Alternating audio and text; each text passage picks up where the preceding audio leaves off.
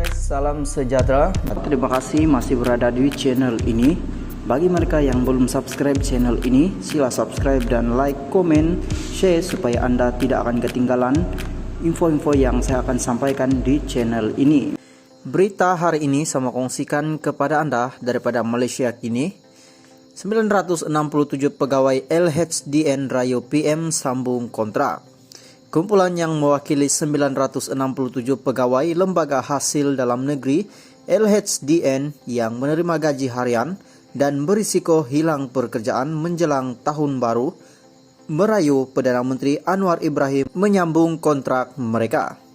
Bekas pengurusi PKR Terengganu, Azan Ismail berkata dia menerima maklumat mengenai pegawai berkenaan yang masih tidak pasti akan status pekerjaan mereka. Katanya, kumpulan itu akan menyerahkan surat secara rasmi kepada Anwar yang juga Menteri Keuangan tidak lama lagi. Terdapat keimbangan mengenai kesan hilang pekerjaan secara tiba-tiba jika tiada pertimbangan segera dibuat untuk melanjutkan kontrak mereka. Rayuan kepada Perdana Menteri ini sangat penting supaya kontrak mereka boleh dilanjutkan, kata Azan kepada Malaysia kini. Dia berkata hasil cukai yang disarankan sehingga RM140 bilion tahun ini boleh digunakan untuk membiayai lanjutan kontrak berkenaan dengan rata gaji sekitar RM2.000 bagi setiap pegawai. Ramai di antara mereka sebenarnya menjalankan tugas sebagai kaki tangan tetapi mereka dikekalkan secara kontrak, kata Ketua Cabang PKR Kuala Terengganu itu. Azan berkata, pegawai terbabit minta pengesahan lanjutan kontrak dan pertimbangan untuk diserap secara kekal dalam perkhidmatan awam pada masa depan. Malaysia kini difahamkan pegawai di cawangan LHDN di seluruh negara terlibat dalam operasi harian termasuk pengauditan, kutipan cukai dan penguatkuasa undang-undang. Antara mereka yang dikontrakkannya perlu diperbarui, termasuk pegawai yang baru berkhidmat selama setahun dan mereka yang bekerja lebih 10 tahun. Guys, salam sejahtera. Terima kasih masih berada di channel ini. Bagi mereka yang belum subscribe channel ini, sila subscribe dan like, komen, share supaya Anda tidak akan ketinggalan info-info yang saya akan sampaikan di channel ini. Berita hari ini saya kongsikan kepada Anda daripada berita harian. UMNO tak boleh salah langkah lagi pasca PRU 15. Petaling Jaya, UMNO tidak boleh salah langkah lagi selepas parti itu bersama Barisan Nasional BN kalah teruk pada pilihan raya umum ke-15 PRU 15. Perkara itu dinyatakan Bendahari Agong BN Datuk Seri Hisamuddin Husin yang menegaskan UMNO perlu dan menginsafi susulan kekalahan itu dengan membetulkan kelemahan yang berlaku. PRU 15 PN kalah teruk hanya dapat 30 kursi sahaja. Satu keputusan yang sepatutnya menginsafkan dan menyedarkan kita semua, khususnya warga UMNO dan BN.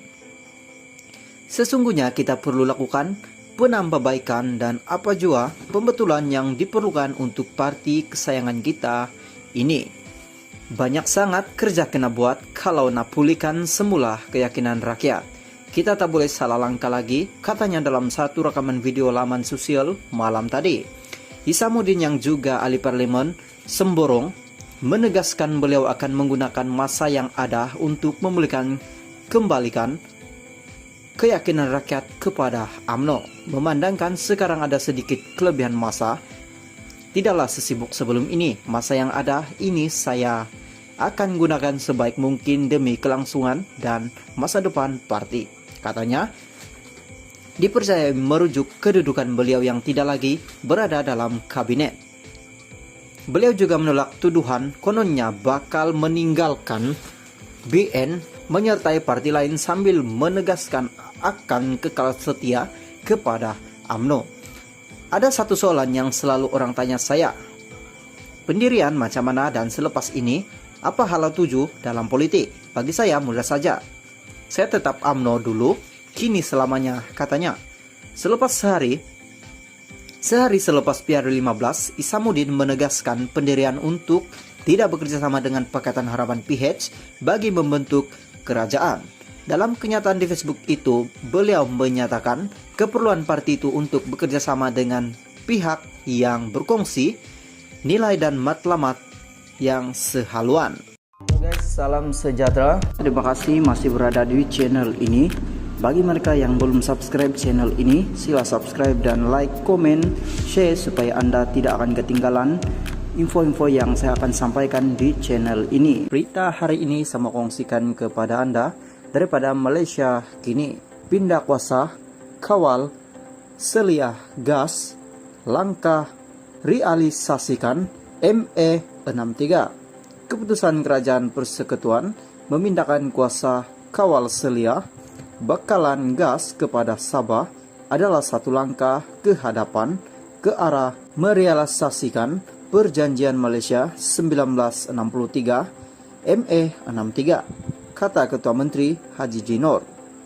Ketika mengalu-alukan keputusan yang diumumkan Perdana Menteri Anwar Ibrahim semalam, Haji G berkata ini sentiasa menjadi aspirasi negeri itu dan rakyatnya. Haji G berkata dia telah membangkitkan keperluan untuk memenuhi ME63 semasa pertemuan pertamanya dengan Anwar selepas dia dilantik sebagai Perdana Menteri ke-10 pada 24 November lalu. Kerajaan negeri teguh dalam usaha untuk mengawal dan menguruskan sumber minyak dan gas negeri, katanya dalam kenyataan semalam.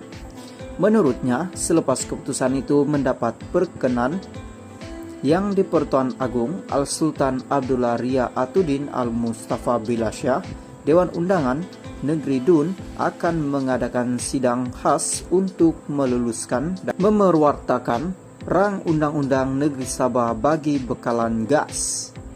Haji G berkata Suruhanjaya Tenaga Sabah akan mengambil alih semua kuasa kawal selia untuk bakalan gas di darat penggesan semula, penghantaran, pengedaran, penggunaan gas oleh pemegang lesen swasta dan runcit. Di negeri itu berkuat kuasa serta-merta. Terdahulu, Anwar mengumumkan kerajaan pusat bersetuju memindahkan kawalan kuasa kawal selia bekalan gas di Sabah kepada kerajaan negeri dan perkara itu dipersetujui sebagai sebahagian daripada usaha kerajaan persekutuan untuk menghormati ME63.